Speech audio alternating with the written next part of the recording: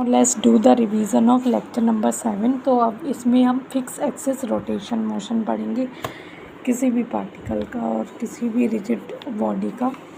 ये lecture number 7 का revision है। तो देखिए सर ने इसमें क्या करवाया, मैं आपको शो कर देती हूँ। सर ने इसमें ये फिक्स एक्सिस रोटेशन बताया था। देख लीजिए फिक्स एक्सिस रोटेशन क्या होता है। Fix axis rotation, fix axis rotation motion, fix axis rotation motion. तो सपोज़ ये कोई रॉड है, ये इस पॉइंट के अबाउट फिक्स है और ये घूम रही है। तो देखिए रॉड में इनफाइनाइट पार्टिकल्स होंगे, मतलब बहुत नंबर ऑफ पार्टिकल्स है, A B particle C particle. और सपोज ये रॉड इस पॉइंट के अबाउट रोटेट कर रही है। अब जब रोटेट करेगी तो सारे पार्टिकल्स इसके रोटेट करेंगे। जैसे रॉड फिर रोटेट करते हुए ऐसे आ जाएगी, फिर रॉड ऐसे एक टाइम पे ऐसे नीचे वर्टिकल हो जाएगी इस फिक्स पॉइंट के अबाउट। तो कहने का मतलब है कि रॉड फिक्स पॉइंट के अबाउट रोटेट करी तो इस पे जितने भी पार्टिकल्स हैं वो भी रोटेट करेंगे। मीन्स ईच पार्टिकल का सर्कुलर मोशन होगा एक हिसाब से। जैसे ये पार्टिकल भी यहाँ इतना रोटेट करके आएगा। मान लीजिए थीटा 90 रोटेट करके आया तो सारे पार्टिकल्स 90 डिग्री, सी डी वाला यहाँ पर आ गया, ई वाला पार्टिकल यहाँ पर आ गया। तो मतलब ये भी सारे रोटेट कर रहे होंगे। लेकिन इसमें आप एक चीज़ देखिए कि सारे पार्टिकल्स रोटेट कर रहे हैं, उनका मतलब ये थीटा तो सेम है, जितना एंगल वो रोटेट कर रहे हैं। टाइम पीरियड भी सेम है। जैसे t = 0 पे रॉड यहाँ पर थी तो t = 2 सेकेंड पे रॉड यहाँ पर आ गई। लेकिन इन सारे पार्टिकल्स का इस एक्सिस के अबाउट रेडियस वेक्टर अलग अलग है। कोई इतने से पार्ट में सर्कुलर, इतने से रेडियस के सर्कल में सर्कुलर मोशन कर रहा होगा, बी वाला इतने से में, सी वाला इससे बड़े में। तो मतलब रेडियस सबकी अलग अलग होगी। मीन्स इस एक्सिस से इन पार्टिकल्स की डिस्टेंस अलग अलग होगी। टाइम पीरियड सेम है, सारे पार्टिकल्स ने क्वार्टर ही सर्कल चला हुआ है। तो ऐसा समझिए आप कि ये सर्कुलर मोशन है। आर सारे पार्टिकल्स का आर इसमें अलग अलग होगी। मतलब सबका रेडियस वेक्टर जो होगा, सबका रेडियस वेक्टर अलग अलग होगा, सबका रेडियस वेक्टर अलग होगा। लेकिन सब सेम एंगल घूमे होंगे। क्या होंगे? सेम एंगल घूमे होंगे। मैं बिल्कुल सिंपल लैंग्वेज में आपको समझाने की कोशिश कर रही हूँ। सेम टाइम में घूमे होंगे। तो हमने पढ़ा था V = R ओमेगा होता है। मान लीजिए ये रेडियस वेक्टर सबका अलग है लेकिन ओमेगा सेम होगा। ओमेगा कैसे सेम होगा? ओमेगा होता है d∅dt। अब देखिए सब सेम एंगल घूमे हैं और सेम टाइम में घूमे हैं। तो मतलब ओमेगा सबका सेम हो गया ना इस एक्सिस के अबाउट। सबका ओमेगा सेम हो गया इस एक्सिस के अबाउट। रेडियस वेक्टर सबका अलग है, ये सेम है सबका, ये अलग है। तो मतलब सबकी वेलोसिटी अलग अलग होगी। इसका मतलब सबकी वेलोसिटी अलग अलग होगी। फिर आप ऐसे भी समझ सकते हैं कि फिर उस वेलोसिटी किसकी ज़्यादा होगी। देखिए सारे पार्टिकल्स घूमे हैं, सेम टाइम में घूमे हैं, लेकिन जो सेम टाइम में ज़्यादा चला होगा उसकी स्पीड ज़्यादा होगी ना। तो ए वाला पार्टिकल इतना, बी वाला पार्टिकल इतना, सी वाला इतना, डी वाला इतना, ये एंड वाला ई वाला इतना। तो जो सेम टाइम में ज़्यादा चला होगा उसकी स्पीड ज़्यादा होगी ना। तो वही है। तो यही सर ने समझाया था। अब देखिए इसमें इन पार्टिकल्स की इस फिक्स एक्सिस के अबाउट तो ओमेगा सेम होगी। जैसे ए वाले की, बी वाले की, सी वाले की, डी वाले। लेकिन इनकी आपस में भी ए की विद रिस्पेक्ट टू बी या बी की with respect to C, C D की विद रिस्पेक्ट टू ए, सबकी ओमेगा सेम होंगी। यही नहीं कि ओमेगा ए का और ओ के इस फिक्स एक्सिस के अबाउट तो होगा ही सेम। ओमेगा सारे पार्टिकल्स का इस फिक्स एक्सिस के अबाउट तो सेम होगा ही होगा और आपस में भी सेम होगा। वो कैसे, वो मैं आपको अभी प्रूफ करके दिखाऊंगी। लेकिन आप प्रूफ पे ज़्यादा फोकस, मतलब प्रूफ समझ लेना, लेकिन ये जीरो नहीं, मतलब ओ के अबाउट सबका ओमेगा, ओ के अबाउट सबका ओमेगा ही होगा और इनका आपस में भी बराबर होगा। तो प्रूफ आप समझ लेना, लेकिन आप ये बात डायरेक्ट याद रखना। तो फिर यही सर ने लिखवाया, इस एक्सिस के अबाउट एक ईच पार्टिकल सर्कुलर मोशन कर रहा है, सबका आर अलग अलग होगा, ओमेगा सेम होगा, टाइम पीरियड सेम होगा। वी बराबर आर ओमेगा, ओमेगा सेम है, आर अलग है तो वी अलग अलग होगा। यानी रेडियस वेक्टर इंक्रीज, यानी एक्सिस से जो जितना दूर होगा उसकी स्पीड उतनी ज़्यादा होगी। स्पीड ज़्यादा मीन्स रेडियस वेक्टर ज़्यादा। तो omega of particle A with respect to omega of particle, मतलब इस एक्सिस के अबाउट सबका ओमेगा सेम होगा। Omega of we with respect to O, omega of C with respect to O बराबर omega. और इसमें हर एक पार्टिकल का एक दूसरे के रिस्पेक्ट में भी ओमेगा ही होगा। वो कैसे होगा वो मैं अभी आपको प्रूफ दे दूँगी। देखिए अब उसका प्रूफ मैं आपको यहाँ दे रही हूँ। जैसे मान लीजिए एक रॉड है और इस पे यहाँ पर ए पॉइंट है, यहाँ पर सी पॉइंट है, यहाँ पर बी पॉइंट है और यहाँ पर डी पॉइंट है। तो इसमें हम यहाँ पर थे, देखिए ए सी और बी और डी ये अलग पार्टिकल्स हैं। अब हमें ये प्रूव करना है कि इनका आपस में एक दूसरे के रिस्पेक्ट में भी ओमेगा ही होगी, स्पीड ओमेगा नॉट ही होगी। अब एंगुलर वेलोसिटी मतलब ओमेगा नॉट ही होगी। तो वो कैसे प्रूव करेंगे? जैसे देख लीजिए ये रॉड एल लेंथ की है, ये सी पॉइंट की यहाँ से दूरी l/2 है, इसकी यहाँ से l/4 है, इसकी यहाँ से 3l/4 है, 3l/4 है और इसकी यहाँ से डी वाले पॉइंट की l है इस एक्सिस से। आई होप मैं जो कहना चाह रही होंगी वो लोग आप समझ गए होंगे। तो सर ने देखिए सर्कुलर मोशन में बताया था कि मतलब ओमेगा निकलवाया था। तो सर ने 3 एसकेसी पॉइंट बताए थे कि सबसे पहले दोनों पार्टिकल को जिनका मतलब जिसके रिस्पेक्ट में ओमेगा निकाल रहे हो, जैसे मुझे निकालना है omega of A, omega of B with respect to A निकालना है मुझे इसमें, ठीक है। बी का omega with respect to A मुझे प्रूव करना है कि वो ओमेगा नॉट डी है।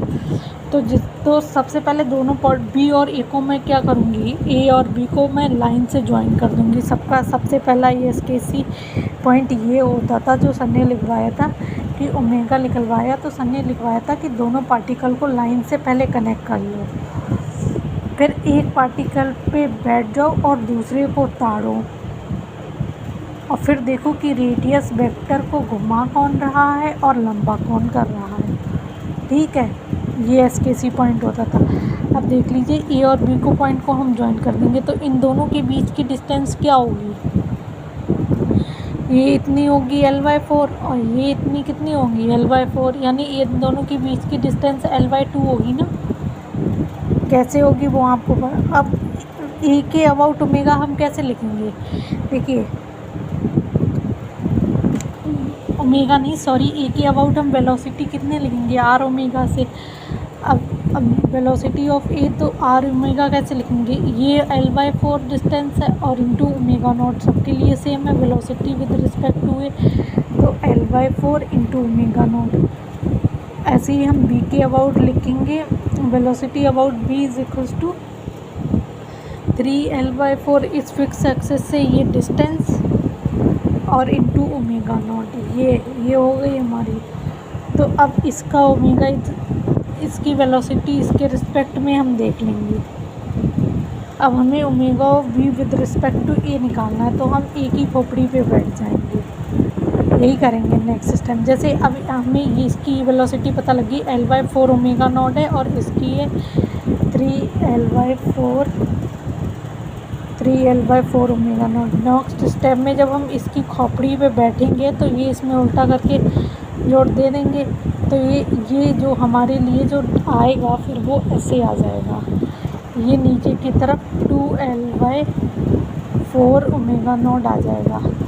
तो अब हमें omega of we with respect to A पता करना है, तो velocity of we with respect to ए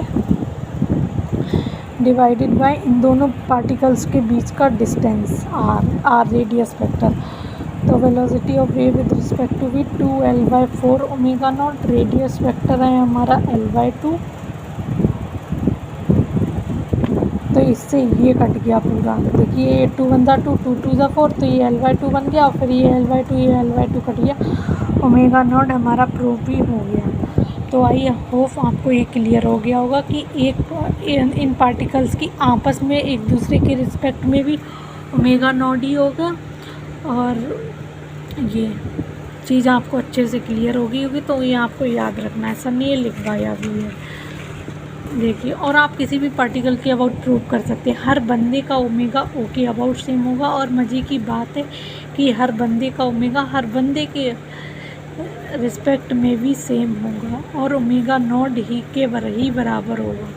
और सर ने ये प्रूफ दिखवाया भी है। अगर सर की किसी के पास SKC बुक है तो वो 194 पेज नंबर पे देख भी सकता है। तो ये फिक्स एक्सिस रोटेशन मोशन में ये चीज़ हमें अच्छे से, आई होप ये वाली चीज़ हमें अच्छे से क्लियर हो गई है।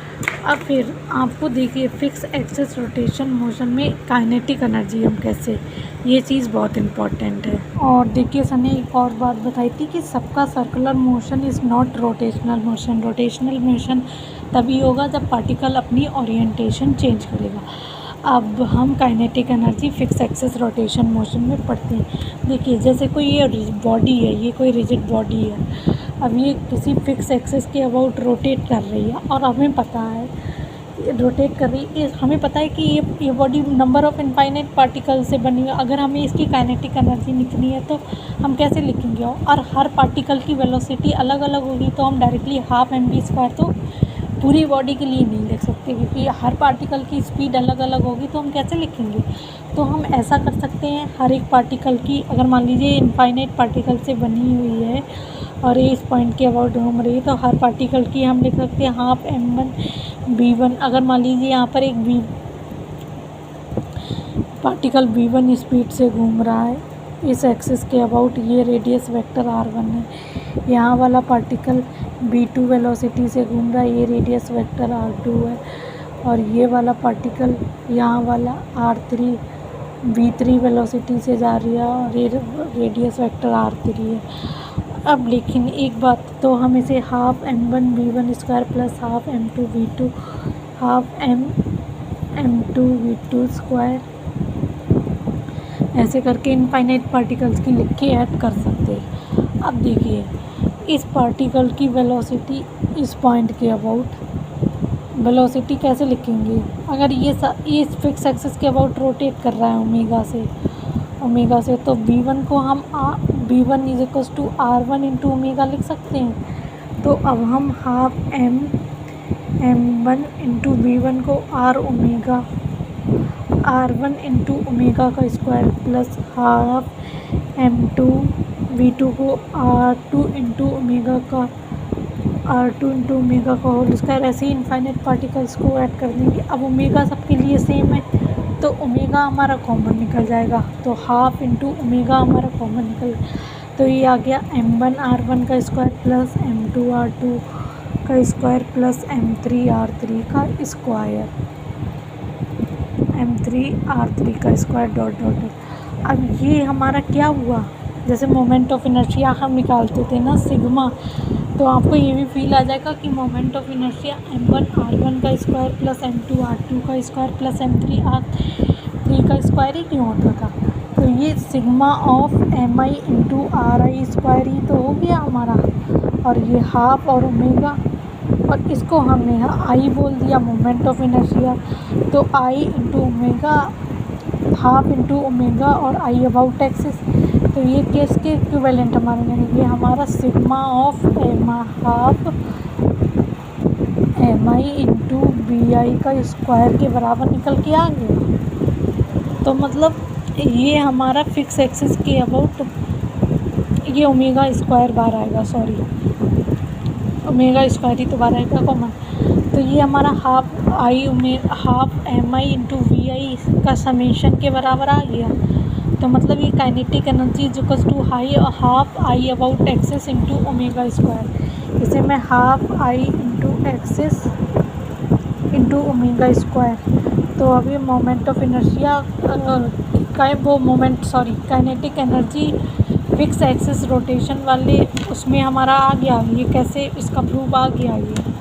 अब देख लीजिए कि मोमेंट, जैसे हम रोटेशनल वो ट्रांसलेशनल में मास पढ़ते थे मोशन में, तो रोटेशनल में मोमेंट ऑफ इनर्शिया, उसमें एक्स पढ़ते थे डिस्टेंस, इसमें थीटा, उसमें वेलोसिटी के लिए वी, इसमें ओमेगा पढ़ते हैं रोटेशनल, उसमें एक्सेलरेशन के लिए ए, इधर अल्फ़ा पढ़ते हैं, और फोर्स के लिए एम ए पढ़ते थे, एफ बराबर एम ए, और इसके लिए टाउ इंटू अल्फ़ा।